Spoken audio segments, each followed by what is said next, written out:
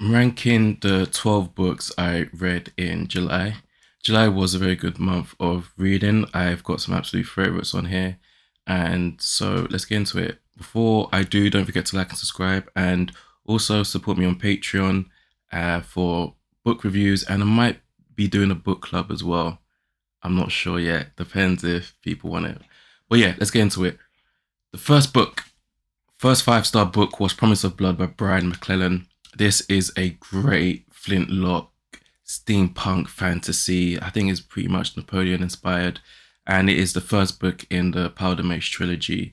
I absolutely found this absolutely fantastic. I have a dedicated book review for this on my channel.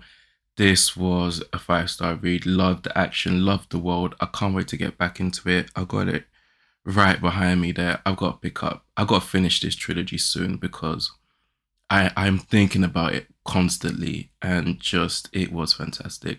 Again, as you guys know, Brian McClellan was a student of Brandon Sanderson, and Brian has cooked up a very, very great magical system in this book. I love how they interact and how they sort of go against each other and whatnot. It really, really good. Really, really like this. Really like this. My second five-star book was Tau Zero by Poul Anderson. This is a hard science fiction classic. This is an SF Masterworks. And this is absolutely fantastic. This is only 190 pages or so. It's quite short, but it really does bag a punch. This is about a group of people, 25 men, 25 women, who have volunteered to colonize this star or this planet far, far away.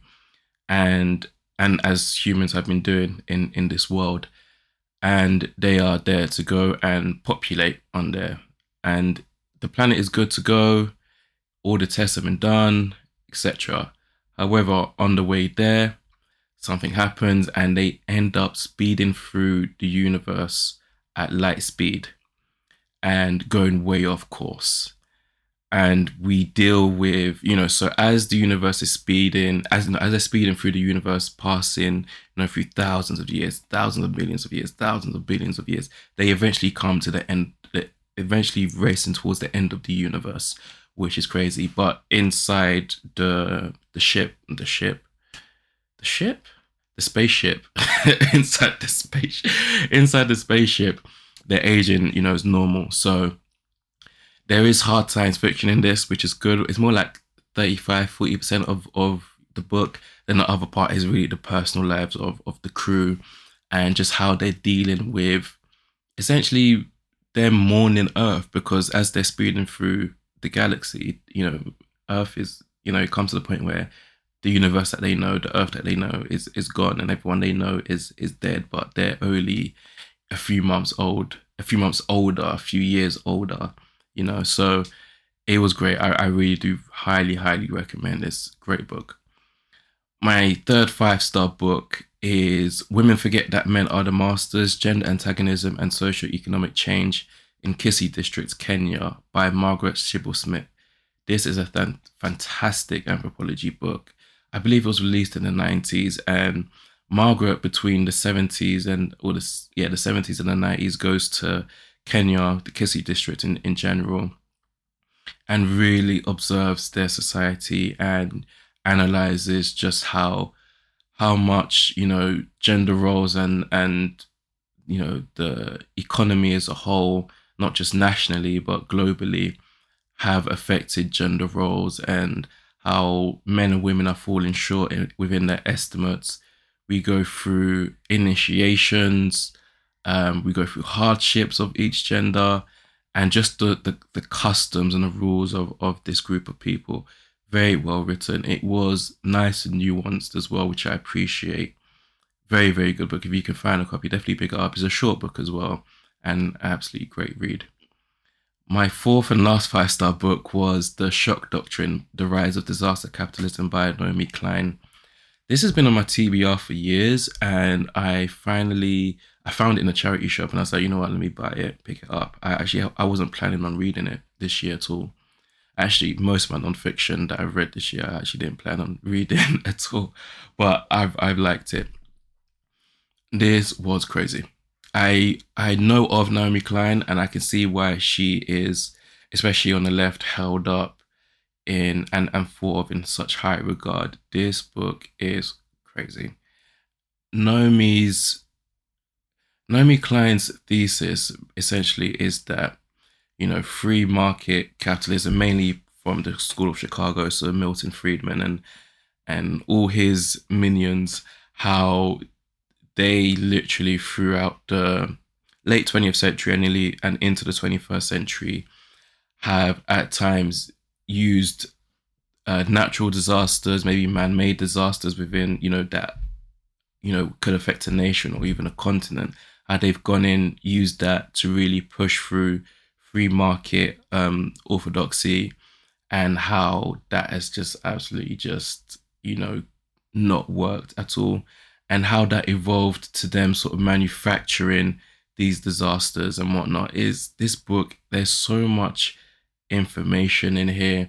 We get stuff about CIA torture methods, and Naomi links it into how you know the Chicago School of Thought use it to really break down a nation, the way CIA would literally try to break down a suspect, and it was nuts. It was nuts. I see where she was coming from with this. This was a fantastic book. It is a gut wrenching book, and you can tell. Some people try to say that the her comparisons aren't legit and her analysis and whatnot, but I actually think it is. When you start realizing how crazy the world is and how um, intersected evil is, I actually think that Klein, hits the nail on the head with this. And there's even more, because she doesn't cover everything, even though this is quite, a dense book with a wealth of information. There's even more to this type of thing. So yeah. My 4-star read was The Grace of Kings by Ken Liu. I will have a video coming out about this. This is the first book in the Dandelion Dynasty. This was a very unorthodox book. I haven't read anything like it before. Um, Everyone that's read it, that I've watched, that say that it's basically one big prologue or one big prelude, is right. It essentially is one massive prologue. And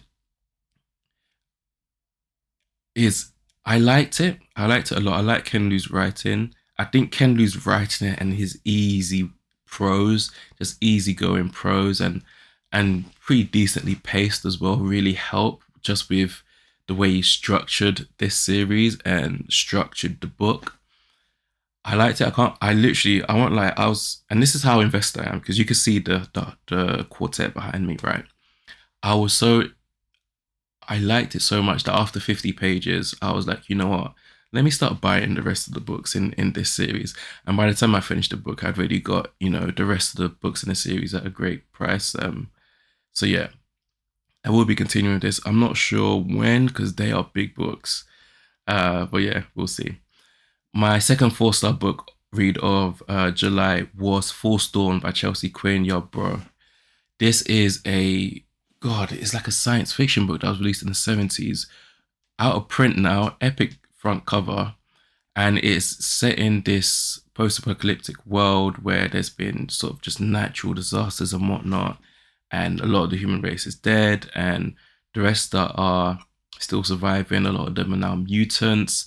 Is not really explored like what this mutation is. A subtle mutation. Is not really about powers per se, but more like, having an extra finger or being able to regrow a limb, stuff like that. Um, Animals becoming more deadly as they adapt to, the harshness of the world. And we follow Thea, and she's a woman in her 20s who's had to survive by herself, and she is running essentially, or trying to keep one step ahead of pirates. And pirates are, pirates, these bandits that go around consuming whatever available resources left in a depleted America, and then burning it, killing everyone, um, just doing all sorts, hunting mutants and mutilating them and branding them, hanging them in the town center and stuff like that. Thea comes across a guy, I actually forgot his name, I can't believe I have. who used to be the leader, and he's been left for dead as he's also a mutant, just like Thea. He's escaped his death, which was going to be delivered by the pirates, and Thea sort of patches him up, and they end up traveling together, trying to stay one step ahead of the pirates while also coming across a whole bunch of other people who try and survive. And you know what it is when it comes to these post-apocalyptic worlds, and what I love about it is that coming across other survivors is even more deadly than anything else. And we get crazy old cat ladies, and we get good people as well. We get a good community. We get religious zealots. So there's a lot. This is one of those books. I rated it 4 stars. I really liked it, and I really liked the ending and the pacing of the book. But it's very bare bones. It could have easily been a 2-star book, to be honest. And I can see why some people really don't like this book. It's not rich. The texture's missing, especially in just explanations of things. It's kind of missing. But I actually really enjoyed it. And by the time I finished it, I was like, this is a 4-star book. I really liked it. Moving on to the 3.5-star books. First one is The Myth of Matriarchal Prehistory, Why an Invented Past Won't Give Women a Future by Cynthia Eller. She is a feminist who is critiquing, sort of what's going on in these feminist circles. This was released in like 2000, early 2000s, and what was happening during the 20th century with feminists regarding how they were trying to deal with the issue of a matriarchy and patriarchy, and trying to create this sort of dualism where matriarchies were the flip side of patriarchies, where it was all kumbaya essentially. But as Eller really notes in this book, they don't have the evidence for it. They don't have the cultural ammunition for it, and quite frankly, it's a myth. Essentially, is her take on it. And this does have its flaws. I do agree with Eller in general, and you know what I love about this? I like seeing authors really reference and critique books I've already read. For example, The Creation of Patriarchy was critiqued in this, was mentioned in this, and In My Father's House by Kwame Appiah, which is literally behind there, which I need to read. It's on my TBR, was mentioned in this book. I do like it when I kind of catch those catch references to books that I've either read or that are on my TBR. But this was a decent read. This was a decent enough read. Not as rigorous. And I really wanted to see what she thought about matriarchies in the present. And I'm thinking about this because, and this is another author that was referenced in here, Heidi, I forgot her last name, but the author of Societies of Peace that I read literally 2 months ago, Heidi and the contributors in that anthology, in that anthropology anthology, talk about a whole bunch of matriarchal cultures all around the world, and there's a lot of translated works in that book. And I would love to have seen Ella's opinion on, and maybe Ella's opinion just on current ones as well. And they are small, they are scattered around in the deepest corners of the earth, but they are there. But I do get Ella's critique about there not being evidence for in the archaeological literature about a matriarchy, especially one that has some sort of like goddess worship, or one where women were in charge, or stuff like that. So yeah, decent enough book. My second 3.5-star book was A Sky Beyond the Storm by Sabaa Tahir. This is the last book in the Ember Quartet, which is somewhere over there. Actually, no, it's up there. This was a good ending to the series. I liked the ending of the book. I like how we wrapped up the characters who are still with us, because a lot of them die. I do still think that this whole series started to fall apart after the first book. The first book was fantastic. Actually, no, the first book was fantastic. 5 stars, one of my favorites, but it was flawed. It's not a flawless 5-star. It's a flawed 5-star. But there were holes in that book that just ended up becoming wider and wider as the series went on, because the second book I gave a 4 star to. The third book was absolutely horrible to, or not absolutely horrible, but horrible compared to the other books that got 2.5. And then this, was a strong ending, a fairly strong ending at 3.5 stars. So is what it is. I'm glad I read it though. Is a good, it's a good YA fantasy series.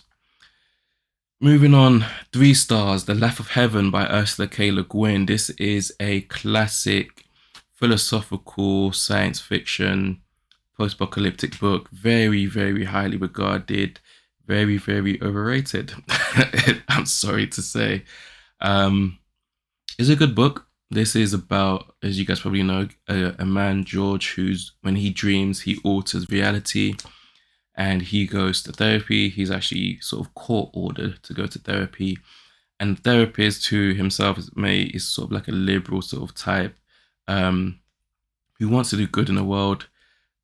When he eventually believes, which doesn't take long in the book, but when he does believe George that he can actually alter reality, he then starts manipulating George and he really starts manipulating George's subconscious to do his bidding and try to change the world. But it's one of those things where it's like, the road to hell is paved with good intentions. He tries to change this, but then that gets messed up. He tries to change that, but then that gets messed up. And so, yeah, we kind of deal with the fallout of all of that. We get aliens in this eventually. But yeah, I expected more. I didn't think it was like super, super good. I don't know why it has the notoriety it has. It's not all that. It's a good enough book. It's an above average book, I should say. But yeah, kind of just didn't really do it for me on any sort of like crazy level. But I've got other Ursula Le Guin that I want to read. I've got The Dispossessed that I really want to read. The Left Heavens, this one. The Left Hand of Darkness, I really, really want to read. Those are SF Masterworks books as well. And there's a few more. So I'm not like soured on Le Guin, but this book wasn't all that. 2.5 stars. We are now on to the remaining 3 that were all 2.5 star books. The Purpose Driven Life, What on Earth Am I Here For by Rick Warren is a Christian self-help book. It was your typical self-help book. It was released in the early 2000s, I believe. Very flowery prose, you know how it is. A lot of Bible quotes, which I really liked. A lot of, it's just standard self-help. I thought it was good. It has its place. 2.5 stars. It did what it needed to do, I guess. Second 2.5 star book is Dying to Be Men, Youth, Masculinity and Social Exclusion by Gary T. Barker. Again, this book is one I have a review on my Patreon. So if you want a full review on this one, I have my Patreon. This is again a decent book, but it's sort of like the same old when it comes to literature regarding men and masculinity. I keep reading this literature because I'm really trying to find, someone who has something to really, really say. Someone just saying some real shit. When I read Men in Development, the anthology, last year, like late 2024, there was a chapter in there that really, really spoke to me. That was really good as well. Even though the whole book, even though it is a pretty good book, but it wasn't really all that. But yeah, this is a decent one. If you can find it for cheap, give it a go. Gary T. Barker really tries to understand men from Brazil to Nigeria to America. He is speaking to gangbangers. He's speaking to people trying to avoid becoming gangbangers. And just people trying to do good, people who are under sort of religious persecution, especially in Nigeria, regarding Christians and Muslims and how that is affecting their way of life and their versions of themselves, and how economic factors are also, as always, playing a role into this as well. So he covered a wide span, especially in such a short book as well, which I appreciate. But yeah, 2.5 stars, average book. I would recommend it though. Then the last book that also got 2.5 stars is Gender, Key Concepts in Philosophy by Tina Chanter.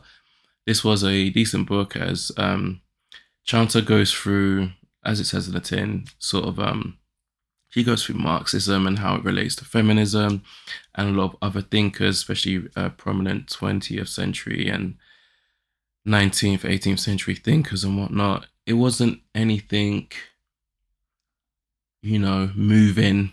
There's, the oomph was lacking. um, so yeah, it was a decent enough read. This was a random charity shop pickup as well, and I think Dying to Be Men, that wasn't a random charity shop pickup. But it might have been. It wasn't. Gender Key Concepts in Philosophy was a random charity shop pickup, which is basically the theme of 2025 for me in regarding the books I've read. So yeah, I want to, because I've read about 75 books so far this year. It's on course to be my best reading year ever. I am so focused with my reading. I'm absolutely loving it. It's fantastic. And I'm really exploring it now that, I've been on BookTube for a year now, and I've just started the Patreon and everything. And so it's really focused my reading, which is good. But it'll be interesting. I think maybe at least 25% of my books so far this year out of the 75 have been random charity shop pickups, which I absolutely love. And so, yeah. Anyway, thank you for watching. Thank you for listening.